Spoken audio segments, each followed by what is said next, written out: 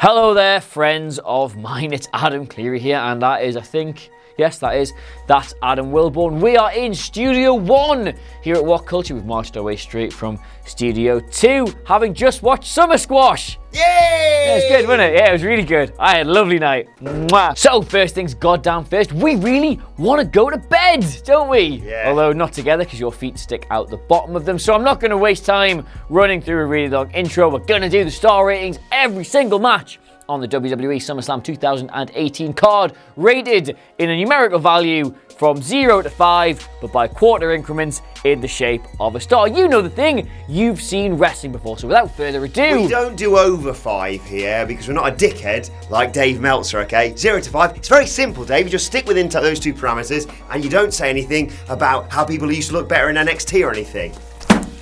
Get on with it. Here's the video. I'll be honest, I'd barely gotten over Terry Cruz's introduction by the time this match started, but potentially this could be seen as match of the night, maybe? Certainly in terms of wrestling prowess, in terms of storyline progression, we had a lot more of that to come. But yeah, you had Dolph working Seth's knee, you had Dean on the outside, always sort of being tempted perhaps to just remove that flak jacket and just sod off his old Shield brethren and just turn heel like we all thought he maybe was going to. And we just, to be honest, had him preventing Drew from being the Scottish bastard that he is. That apron DDT spot was a thing of beauty by Dolph Ziggler, and you could just tell by the ovation that it got that Seth's, hang on a second, I got told what this was, Dragon Sleeper Suplex, it was some sort of inverted Falcon Arrow, I called it, clearly very wrong, was just fantastic, was emblematic of just how far these two guys were going to put their body on the line for the Intercontinental Championship. I did get very worried near the end that the whole Dean taking Drew out of the match was going to distract Seth, which really annoys me when that happens, when babyfaces get distracted by their own men at ringside. Thankfully though, Seth has got some nous up here, turned round, hit a super kick, hit the curb stomp, and got the 1, 2, 3 to become Intercontinental Champion. The story between these four men is not over yet, one feels. The rumour doing the rounds is, of course, that they will have a tag team match at Hell in a Cell. That is something I would love to see. And yeah, we're always going to be sat there going, just when is Dean going to turn on Seth? There was a moment when we were watching the sort of end celebrations when all Dean had to do was walk out of Seth's eye line, and we went, is it going to happen now? Not yet, but still a great match. 4 stars. Now, if this match had happened on SmackDown, I would have said it was absolutely perfect. You bring both teams out, you make them both look strong, you show off some good spots, but you don't give away everything, and you just end it with boom, dusty finish, get everybody salivating for the pay-per-view. But it wasn't, was it? This was the actual pay-per-view match, and as such, well, I mean, yes, fair enough, they might want to keep some stuff back to do with Hell in a Cell, but ultimately, in the here and now, in this moment, right now, watching that match, I felt shortchanged. That said, though, what we did get was very, very, very good. We got huge spots from both teams. Big E did some amazing belly-to-belly suplexes. That elbow from Xavier Woods, oh my god. And overall, yeah, it was quite good, but we got an incomplete product there, so 2 3/4 stars. Right, Kevin Owens versus Braun Strowman, where if Braun loses the match in any way, he loses his Money in the Bank contract. Many people thought that maybe Kevin Owens would be a bit smart, maybe Jinder Mahal might play into this and just sort of kick him in the dick or something. Nope, it was just a massive squash match. It went less than 2 minutes, so I'll be damned if my review of it goes any longer than that. As I said, just a massive fucking squash. Kevin Owens bumping brilliantly for shoulder barges. I'm fairly certain the only bit of offense that he got in was a super kick that Braun just sort of absorbed into his beard. God, I wish I could grow a beard. And then chokeslammed Kevin onto the ramp on the outside, threw him inside, running power slam, 1, 2, 3. That was that. We needed to save Braun for later on in the night. Potentially 2.5 stars.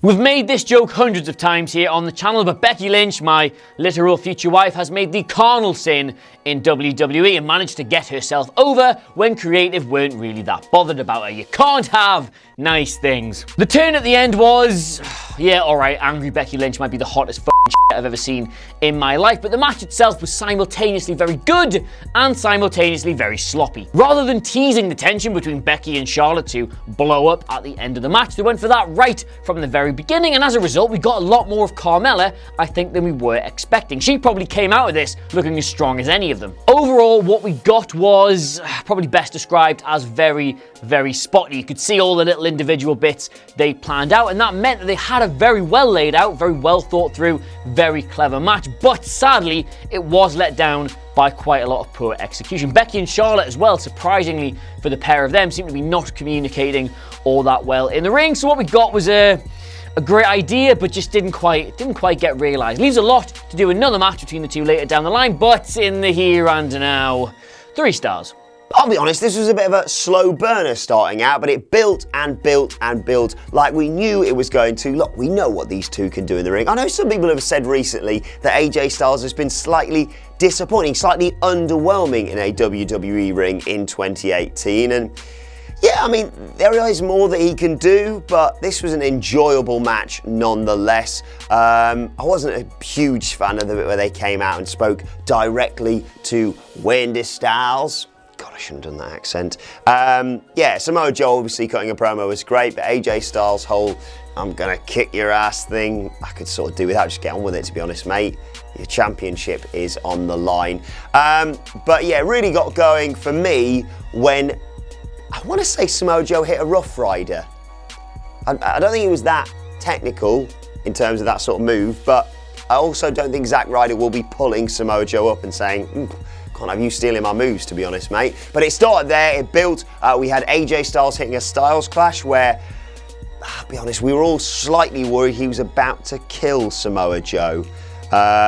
Look, Samoa Joe, no offense, is a bigger guy. That's the line, and I'm sticking with it. And he was sort of slipping down AJ Styles, so AJ sort of got on with the move and hit it. It still looked devastating, well, as devastating as a Styles Clash can look. I certainly wouldn't want to take one. We had Samoa Joe hitting a Uranagi in the corner, and then obviously it spilled to the outside. Samoa Joe throwing AJ Styles into the steps, which, as we learned, bust him open. And then you think, hang on, why is Samoa Joe getting on a table? Because he just wanted to tell Wendy Styles once more, after that letter she wrote him on SmackDown, I think that might have been made up, to be honest, that not only was Daddy no longer coming home, but he was going to be the new daddy. And that was the breaking point for AJ Styles. He lost his rag, as I predicted he was going to, got a chair, beat Samoa Joe all over the bloody Barclays Center with it, lost the match, but retained the WWE Championship. The intrigue in this match continues. I cannot wait to see what they do in Hell in a Cell, and obviously a lot of people have heard that they've been advertised for Hell in a Cell, and now with AJ retaining the championship, but only retaining after losing the match against Samoa Joe, it just is so much more interesting as we head towards Hell in a Cell on the 16th of September. Mark the date in your diaries. I did like the bit where AJ Styles went to console Wendy Styles and his daughter. And his daughter was simply horrified by her dad being covered in blood, sweaty mess, that sort of thing. And Samoa Joe's stormed to the back. I want to see what happens on SmackDown on Tuesday. Really enjoyed this match, and I gave it 3.25 stars. Now, this is going to divide opinion. On the one hand, you either got a very enthralling, very clever, well laid out match in which Daniel Bryan started to channel his wrestling roots, some stuff from Strong Style, even a Miz played the archetypal WWE weaselly heel. In the end, we got this finish, which was really clever because Bryan just wanted to punch The Miz so hard, and The Miz in the end won by punching Daniel Bryan. But on the other hand, some people will think we got a gigantic letdown where 8 years worth of narrative and story and build-up and hype and expectation didn't manage to translate into an actual wrestling match. It was a bit all over the place without any real big, memorable moments, and in the end, we just got this screwy, dusty finish. The truth is likely somewhere in the middle, though. I think you're going to get one particular type of wrestling fan who'll tell you it was brilliantly done, and you just don't get it. 4.5 stars for me. You'll get another type of wrestling fan who just didn't quite get what the fuss was about, wanted to be entertained, but ultimately wasn't, gives it about a 2. So I'm going to meet them both somewhere in the middle, and I think that's 3.5 stars. 2 to 3. Yeah, it sounds about right. Another incredibly short match here. This is a piece of piss, isn't it? I'll be honest, I was surprised to see the Demon. Nice surprise, not a nasty surprise. I thought maybe if he was going to turn up as the Demon, we might have had it teased on the Raw before SummerSlam, but no, he just turned up, and unlike Finn Balor, the Demon is unbeaten and does not about. The shortest match on the card, he destroyed Baron Corbin. He put the stubble in Constable Corbin, defeated him with a coup de grace, and hopefully that is that. Constable Corbin can go back to being Stephanie McMahon's stooge on Raw and is, relatively bulletproof in that role. And Finn Balor can go on to bigger and better things. Please. He's not just a tiny Irishman. Trust me. Look at those abs. 2.5 stars. Jeff Hardy should be dead. Not a lot else happened. 1 3/4 stars. Come on. This might have been my favourite match of the night. It might not have been the best technically, it might not have been the best in terms of progressive storyline, but I just love seeing Ronda Rousey destroy people. I know some people said in the comments when we were watching this on the stream that Ronda Rousey is being overprotected and just sort of being put over and destroying absolutely everyone in her path. Yeah, she was a UFC Women's Champion seemingly forever, where she legitimately, in real fights, destroyed people inside 30 seconds. So yeah, I can see her just running through Alexa Bliss. Look, Alexa stalled in this match. It was kind of akin to the whole Kevin Owens versus Goldberg match from all those months and years ago. But Ronda Rousey just gets professional wrestling, didn't she? She played to the crowd. She said, I'll tell you what, look, I'm gonna turn around, look, there you go. You get a free shot, just sit like that. She waited until Alexa came in and got that chin lock on her. And just those facial expression, you can't teach that. You either have that or you don't. You either know where the cameras are or you don't. You either know how to portray your emotional state just through an eyebrow, a twitch of the eyes, or just your whole face transforming into this ball of rage, or you don't. And then when she finally got her hands on Alexa Bliss and just judo throw, I want to count the judo throws like they do with suplexes for Brock Lesnar. I feel like she deserves that. It's just great. She just ragdolled her all over the place. As Adam Nicholas would say, threw her around like an empty tracksuit. That spot where, we've seen it before with Alexa's weird arm thing where she just sort of bends it in all sort of different directions. It works even better, obviously, with Ronda Rousey because we've seen her legitimately try and break women's arms in UFC. It had me biting my hand so much I almost drew blood. And then, yes, there was moments where Coach heard her say, "Are you ready?" and then tried to hit that finisher on her, which looks great, by the way. Just don't call out the fact that she said, "Are you ready, Coach?" Shut up. Get Renee Young back for me. Don't care what you say. But yes, she did the bendy arm thing and then just went, right, I'm going to break your arm now. Put her in the armbar. Alexa Bliss tapped out.